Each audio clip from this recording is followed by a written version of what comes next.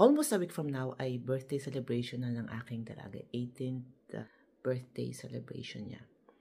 And I feel na ang stress is entering my body. And it's a good thing na may mga kaibigang nakakausap, nagsasabi ng words of encouragement. Bakit nga ba kailangan may stress ang nanay? Ang rason ay dahil gusto mo maging perfect, gustong maging maganda, which is hindi naman dapat lang lagi ang isipin, right? Kailangan lamang maging smooth sailing. Siguro yung thinking na kailangan maging smooth sailing, yun ang nakakapag-stress sa akin.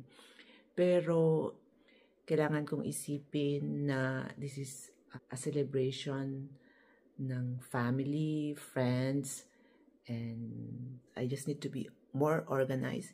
Anyway, nakaplano naman lahat. Kaya lang siguro ang iniisip ko ay yung magiging outcome. And I think that ito yung hindi maganda na iniisip ko yung outcome. Ang isipin dapat ay ngayon kung ano ang dapat gawin ko ngayong araw na ito. For example, kailangan kong ilista ang aking mga dapat gamitin. And yung for tomorrow, bukas na lamang message na ako para sa cake. Talking about it now, parang nawawala-wala na yung aking stress sa katawan. And anyway, we'll let you know kung ano ang mangyayari sa birthday. It's just that I need to handle these things better. Kasi ang asawa ko, walang ka-stress sa katawan. Ako lang ang nai-stress. Kaya siguro, maraming inflammation, maraming namamaga sa katawan.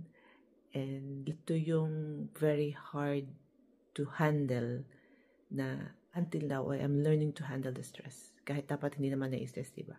Okay, that's it. Bye!